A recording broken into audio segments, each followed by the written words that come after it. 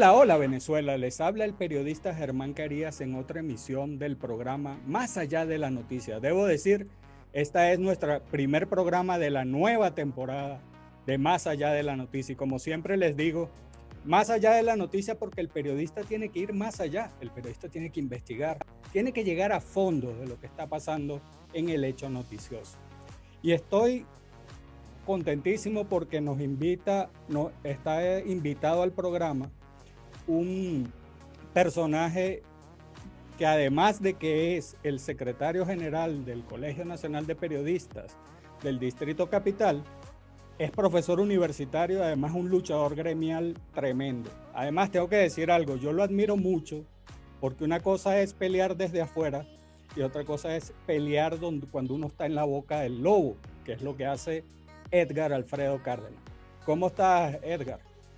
Hola, saludos Germán, muy agradecido por la invitación, saludos a toda la audiencia, este programa que es tan importante, que no se conozca pues, la realidad de lo que ocurre en Venezuela, especialmente en materia de derechos humanos y el libre ejercicio del periodismo, la prensa y la libertad de opinión.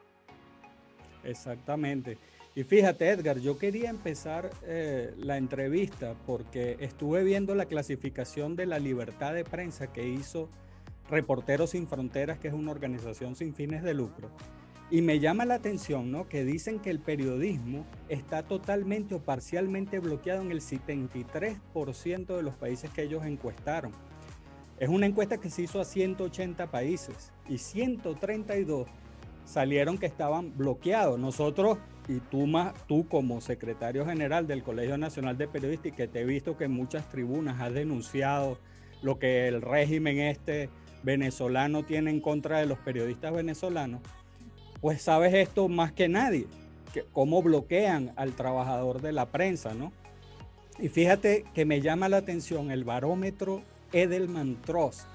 El barómetro mide lo que es la confiabilidad del periodista y resulta que en 28 países encuestados dicen que el 59% de las personas encuestadas dice que no confía en el periodista porque dice que el periodista engaña deliberadamente. Esto es increíble, ¿no? Esta gente de Reporteros Sin Fronteras se ha agudizado con esto de las redes sociales porque sabemos que en las redes sociales hay mucha gente que desinforma, ¿no?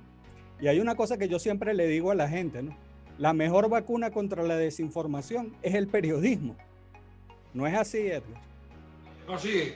Sí, lamentablemente vemos cómo en muchos casos el periodismo ha derivado en una condición más propagandística que otra cosa.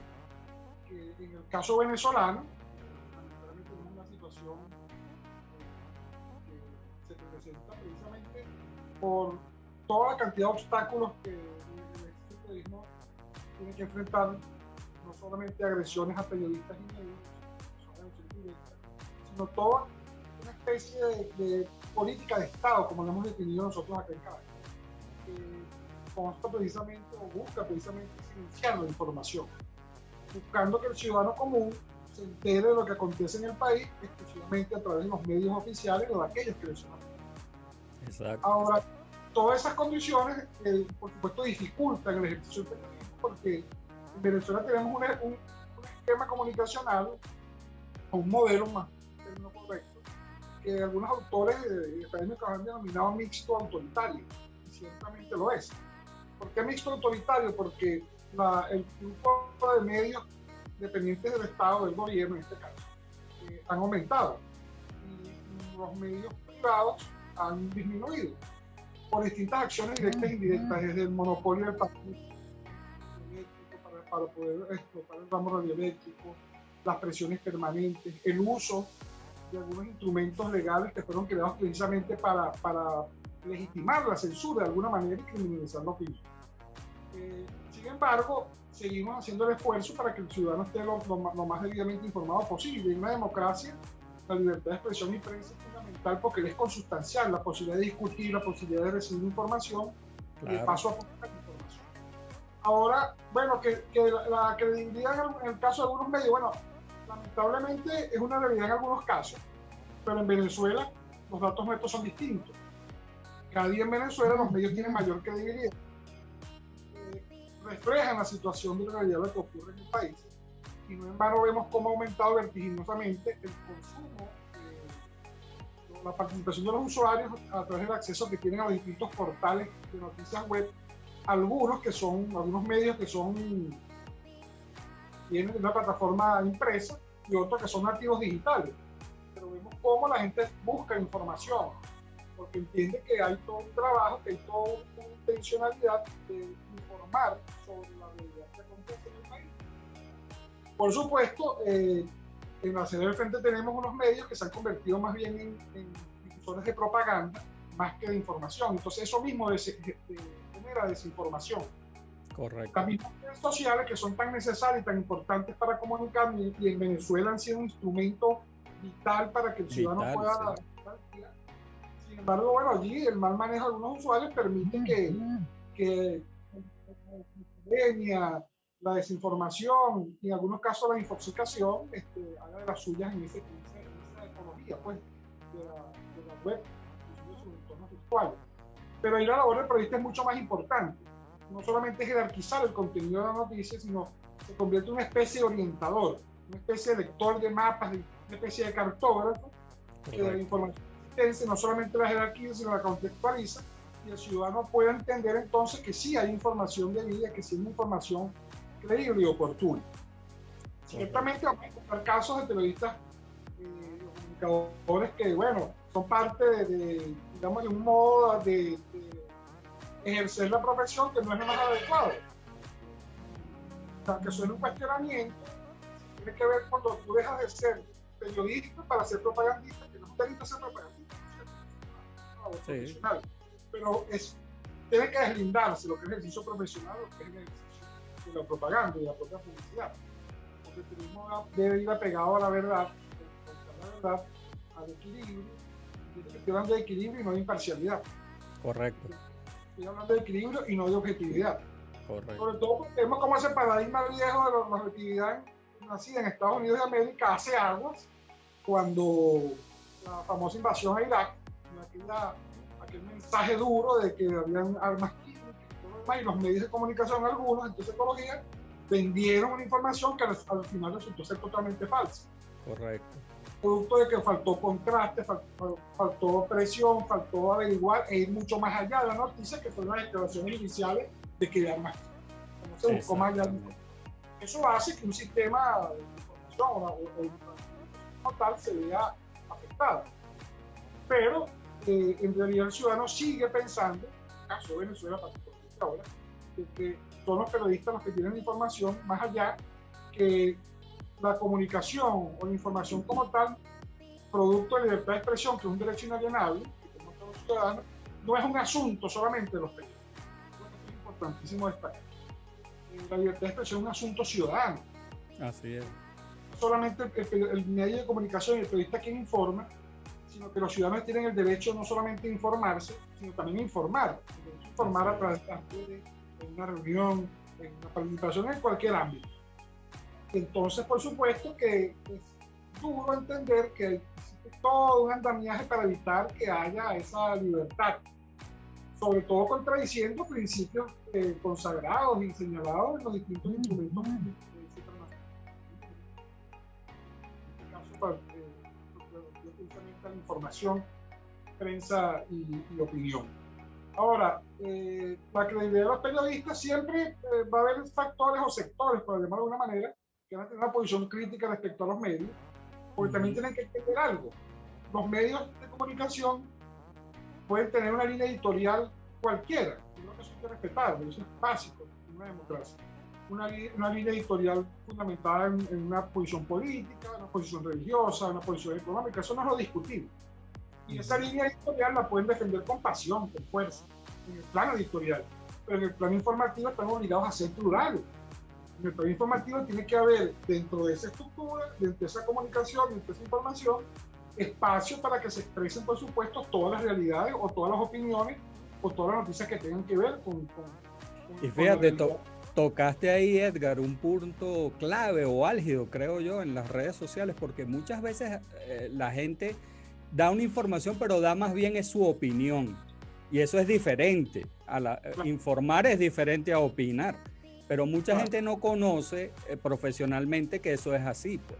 Pero claro, lo que tú dices, la gente tiene la libertad de informar. Ahora cualquiera que tiene un teléfono se convierte en un reportero, ¿no? Porque tiene una cámara o tiene un video y puede hacer un reportaje, ¿no? Y fíjate, Edgar, para entrar en contexto aquí con la gente de Estados Unidos, yo estaba viendo que el año 2020 se registraron en Venezuela 355 casos de agresiones a periodistas y medios. Es increíble, ¿no? Estamos hablando del año 2020. 2020. Fueron cerradas emisoras que se le confiscaron equipos, agresiones a periodistas. Yo vi un caso donde hasta humillaron a dos trabajadores creo que eran fotógrafos.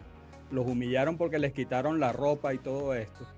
Y hasta la sede del Colegio Nacional de Periodistas este año en Sucre fue incendiada premeditadamente.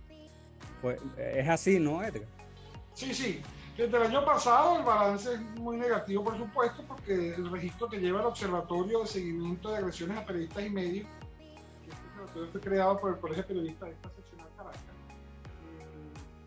registró 355 agresiones en ese año, que van desde las agresiones físicas directas, cortes, picado heridas y traslado inclusive a centros médicos de los colegas, decomiso de equipos, incautación de equipos, el robo de equipos, porque cuando una autoridad te retira un equipo porque hay una investigación, bueno, no es que estemos de acuerdo, pero por lo menos hay una investigación allí que suponemos que se va a hacer.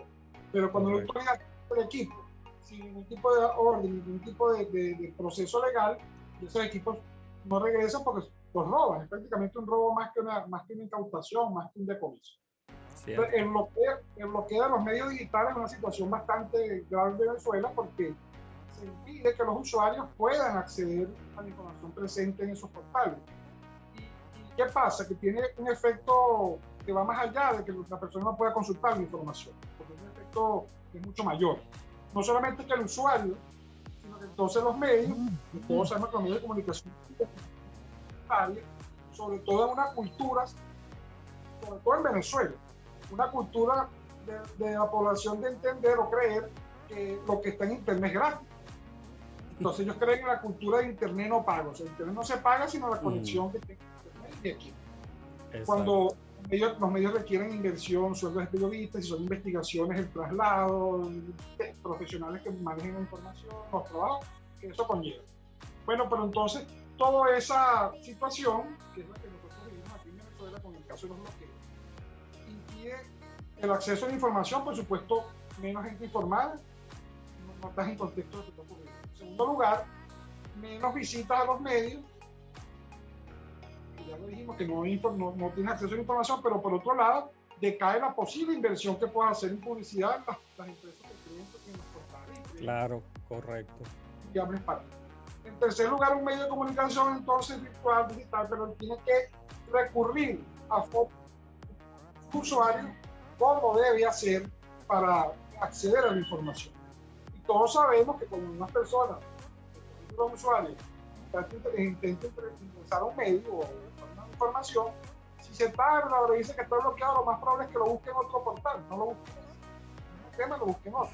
Entonces los medios es difícil explicarle a un ciudadano que usted va a utilizar un VPN, tiene que descargarlo así, y que cuando usted vaya a cada vez a conectarse en otro portal, tiene que entonces abrir el VPN porque por esa vía es una ruta. Aunque se hace, se pierde el acceso de mucha gente a la información que está presente en esos portales.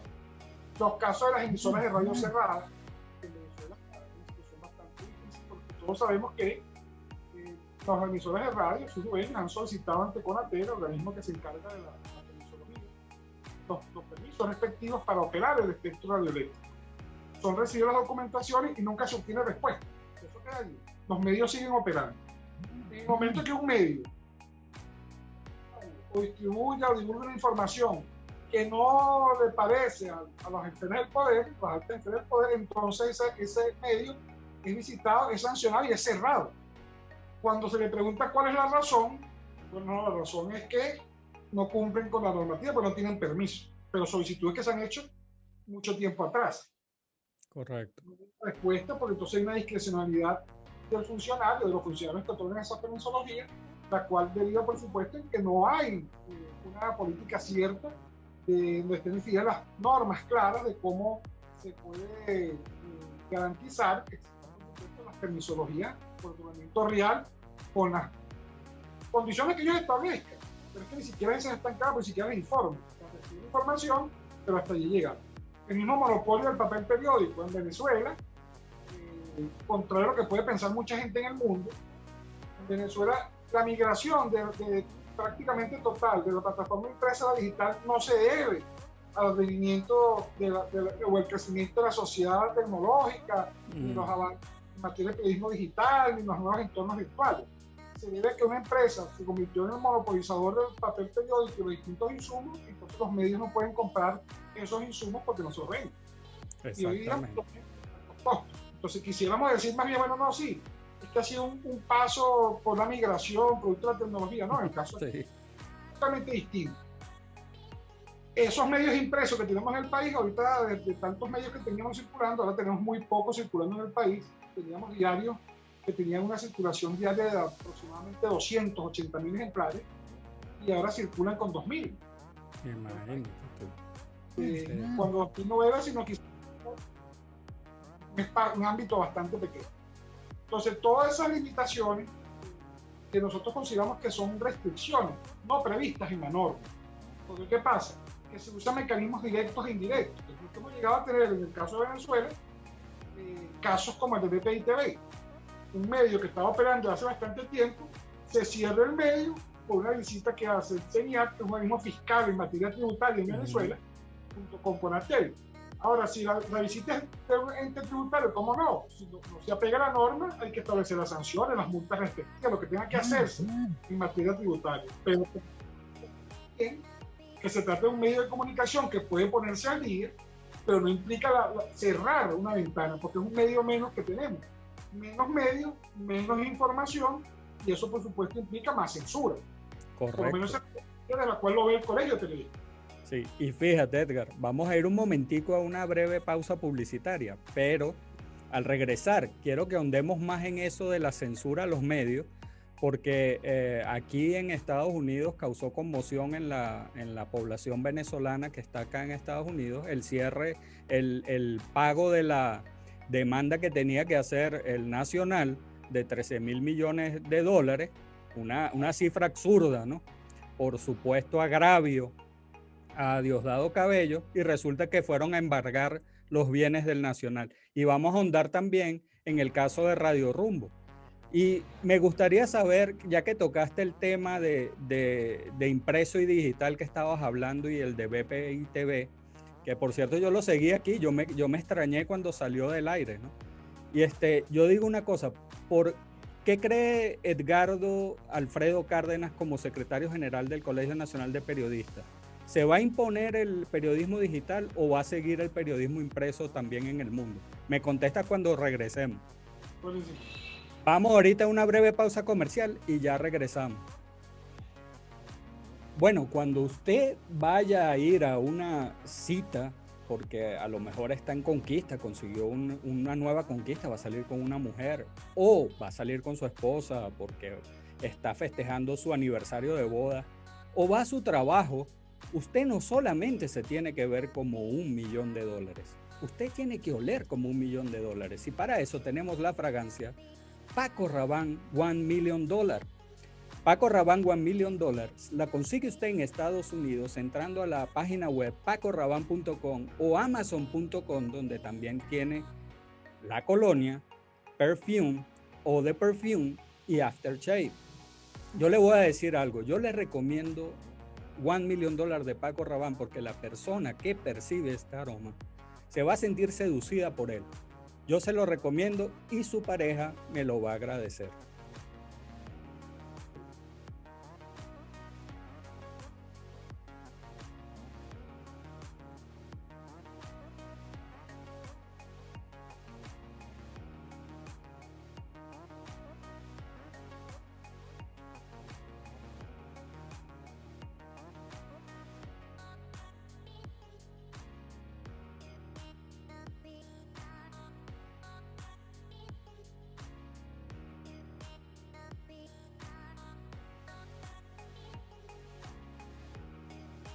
Bueno, y estamos de vuelta con Edgar Alfredo Cárdenas, el secretario general del Colegio Nacional de Periodistas, y había dejado en el aire la pregunta a Edgar, como periodista, como colega y además como secretario general del colegio, en su papel gremial, ¿qué piensa él del periodismo digital y si va a desaparecer el periodismo impreso? Fíjate, en Venezuela todavía hay una cultura de consultar los impresos. Ahora, ese es un proceso paulatino de la migración al contenido impreso al digital. Los procesos tecnológicos hacen, por supuesto, porque una de las, disculpa la expresión de la idea, una de las profesiones o la profesión que más, aunque parezca mentira, va más a la par de las tecnologías, sobre todo de la información, de la información y la comunicación, pero de las tecnologías, es el periodismo. Entonces, de la vieja imprenta de Gutenberg, pasando por el linotito, pasando o sea, por todas las etapas de digamos, entonces después a las planchas, a los linotitos, pasamos entonces a la impresión directa, ya no era con las cajas, sino que era directa a través de las grandes rotativas, y llegamos al periodismo digital. Todo ese proceso del periodismo siguió siendo el mismo pero utilizando unas herramientas distintas para lograr su cometido, el mismo árbol común. ¿Qué pasa ahora? Que ahora tenemos un elemento que es distinto, una situación que es distinta, perdón, más apropiado, porque este cyberperiodismo, que algunos autores lo han denominado así, yo no entiendo por ello, porque otros lo llaman periodismo digital, precisamente consiste en qué cosa: análisis, recopilación y divulgación de contenido noticioso a través de los entornos virtuales de comunicación. Ese es realmente el periodismo. Que procede de un árbol común del periodismo, sí, ciertamente, no es un nuevo periodismo. Un periodista apegado a la verdad, apegado a preceptos éticos y de responsabilidad. Esto no cambia en absoluto. Sin embargo, aquí el detalle está en cuando encontramos no solamente un simple aparato, no fue un cambio de una máquina de escribir a un teclado de una computadora. Exacto, exacto. Ahora estamos hoy en presencia de unos entornos que nos permiten prácticamente conectarnos al instante en cualquier parte del mundo. Eso rompe con el que conocimos la noticia anteriormente, que para yo enterarme de lo que ocurrió en el interior tenía que comprar el periódico el día siguiente. Correcto. Y los espacios costosos, los medios de comunicación audiovisuales, pero por supuesto permiten estar más o menos al día, pero no con la instantaneidad que tenemos ahora. Sí, y el proceso, Edgar, el proceso antes para hacer un periódico era brutal. Desde la fotografía, revelarla, laboratorio, cerrado, todo aquello, eso implicaba todo, pero lamentablemente eso también, este avance ha evitado también, o ha permitido, perdón, que surja un fantasma que es el fantasma del desempleo, porque tú no tienes más periodistas, pero entonces ya no tienes los que revelar. Tú necesitas que te digan que hay una situación que es bastante complicada. Sin embargo, yo pienso que el periodismo va a seguir impreso, no sabemos hasta cuándo. Yo no decretaría la muerte total del periodismo impreso, porque no tiene que ver ni siquiera con las edades solamente. No, aquí hay una generación anterior que le gusta el papel, bueno, eso es verdad, todavía existe una generación anterior, pero hay otra generación que también el periódico es un recurso importante, por lo resumido, por tener información general, no tiene la conectividad a internet.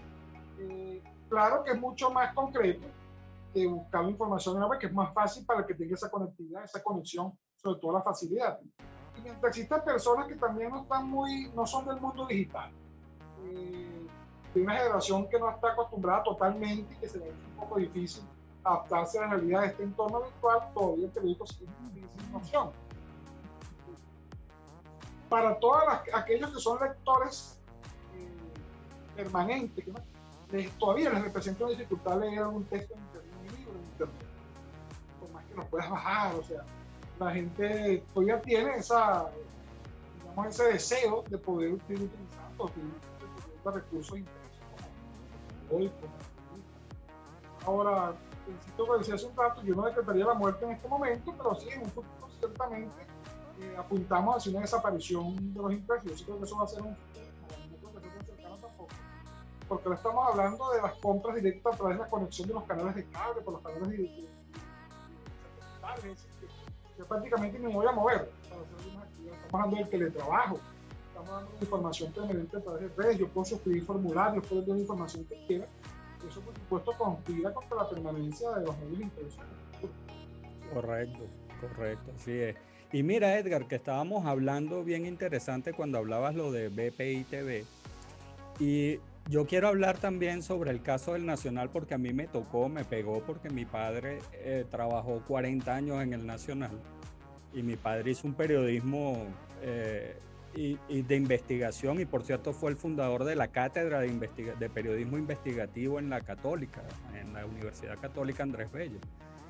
Y yo vi este caso como un personero del gobierno, que ya sabemos este gobierno qué es lo que representa, porque yo lo llamo un gobierno ampón, como este personero se hace eco de que supuestamente el Nacional puso una información que la fuente era ABC de España, el periódico ABC de España, y no era directa, o sea, no la estaba dando directamente el Nacional, sino que era poniendo la fuente del periódico español. Y entonces viene y hacen una demanda y le ponen 13.000 millones de dólares a esa demanda. Un amigo, el doctor Omar Estacio, hizo un artículo bien interesante sobre cuánto valía la vida de una persona en Venezuela, que la sentencia lo que le dio a los padres fueron $1.000 y a Diosdado Cabello por el agravio, supuesto agravio, porque él se sintió incómodo por lo que decían en esa nota, entonces él se sintió incómodo y son 13.000 millones de dólares. Y entonces vienen y embargan los bienes del diario. Es increíble, ¿no? Sí. Desde aquí, bueno, es la publicación de un reportaje ya hecho por ABC de España, que no solamente lo publicó el Diario Nacional, lo publicó tal cual y también en medio digital La Patria. Y fue publicado por 88 medios en el mundo. Sí, imagino. 88 medios de comunicación en el mundo. Es publicar una información que ya un medio de comunicación la había hecho. Ciertamente aquí no se trata de una investigación más allá de eso. Si un medio de comunicación hace un estudio y nosotros lo publicamos, por supuesto que no fue digamos, no causó la mejor impresión, al contrario se sintieron afectados, y entonces solicitó una reparación por daños morales. Más allá que habían hecho un acuerdo, si una especie de disculpa, vamos a acordar unos términos. Después ese juicio quedó detenido.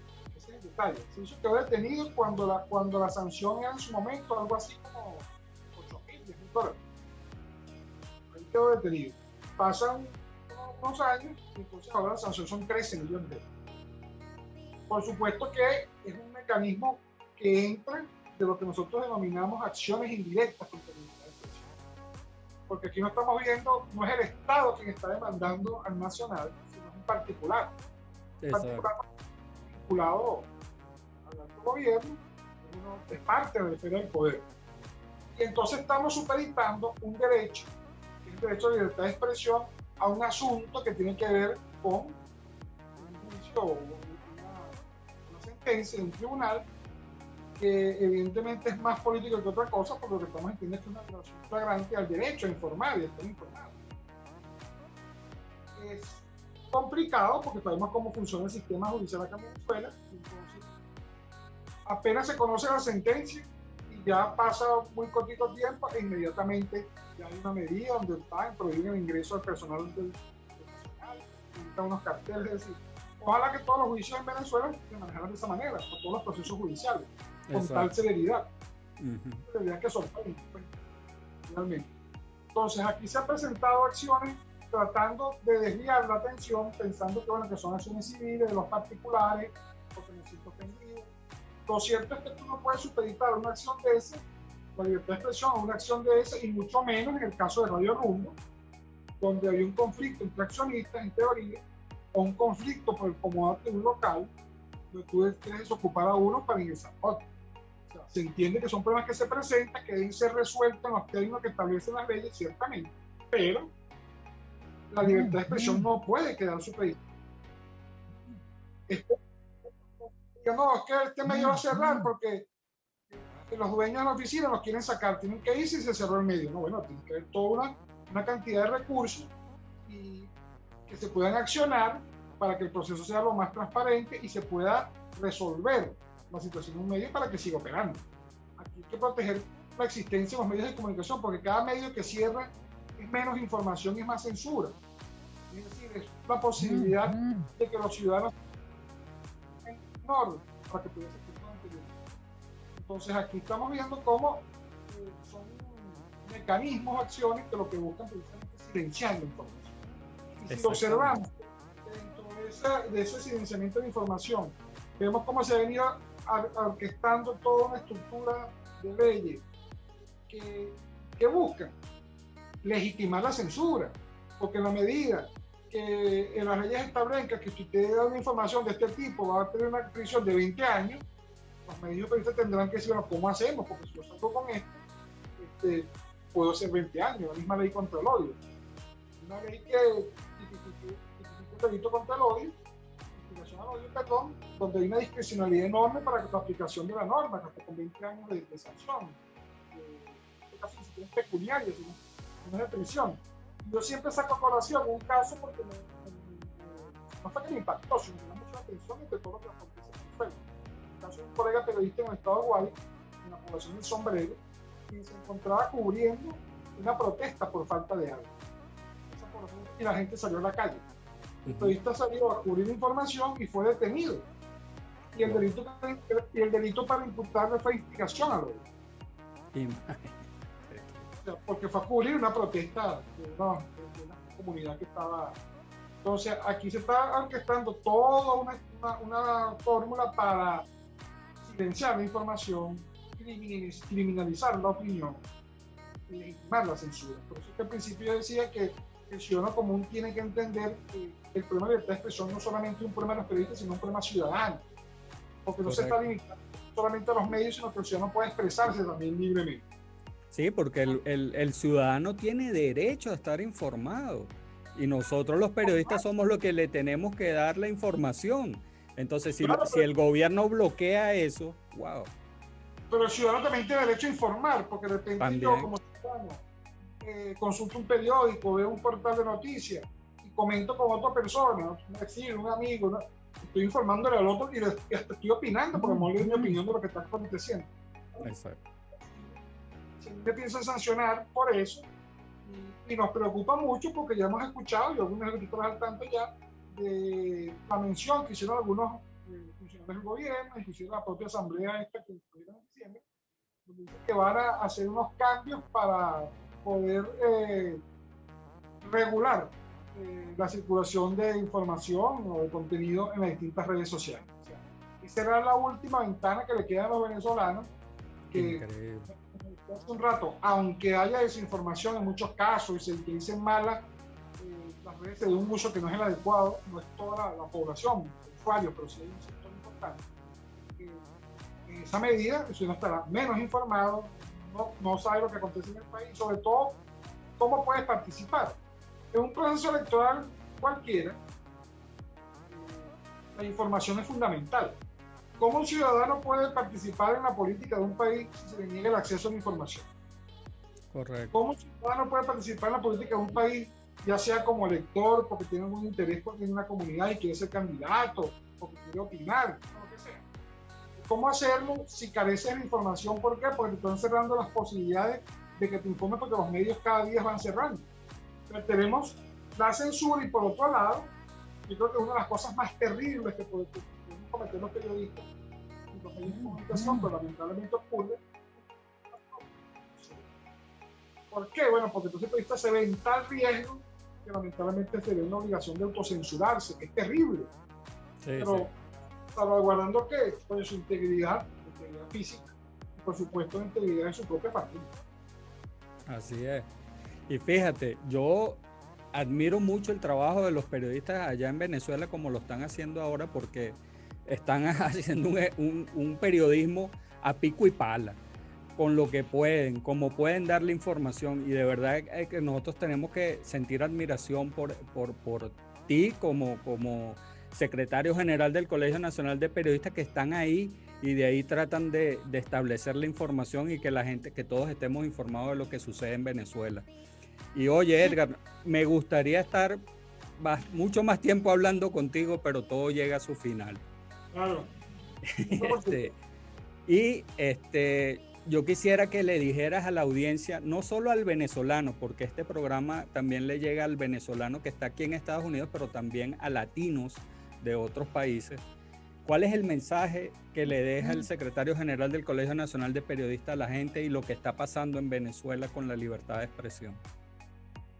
Yo les pediría a todos los ciudadanos del mundo que coloquen sus ojos sobre Venezuela, que le hagan seguimiento a lo que acontece en Venezuela, y que más de verlo como un hecho noticioso, analicen lo que está sucediendo, que cada día estamos con menos información, con más censura, y la libertad de expresión, prensa y opinión está prácticamente herida de muerte, porque cada día se avanza más en función de información para que el ciudadano pueda enterarse nada más a los medios que dependen del gobierno. Ojalá que todo el mundo pudiese posar sus ojos sobre Venezuela y asumir una posición crítica sobre lo que aquí acontece, que de hecho impacta en el resto del mundo también, porque hay cosas que ocurren en Venezuela que limitamos en materia de la presión que ejerce sobre nuestros medios, la decisión de informar, porque eso responde precisamente a esas autoridades o a personalidades que realmente no creen en la democracia, no creen en la disidencia, no creen en la posibilidad de que la gente opine, sino entonces se fundamentan más bien en autoritarismo. Y nosotros asumimos como una máxima que los periodistas venezolanos no somos militantes de la política, pues se nos acusa muchas veces de decir, no. Más allá de que los periodistas pueden tener una posición política, eso es respetable porque eso es parte de lo que se dice. Pero la militancia del periodismo venezolano es con la verdad. Ahora, no somos enemigos de ningún gobierno, no lo somos, pero sí somos contrarios a todo aquello que representa autoritarismo y dictadura. Correcto.